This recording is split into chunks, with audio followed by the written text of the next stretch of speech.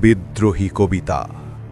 আমি আগুনের সন্তান, ঝড়েরই ভাষা, অন্যায়ের বুকে জ্বালাই প্রতিবাদের আশা।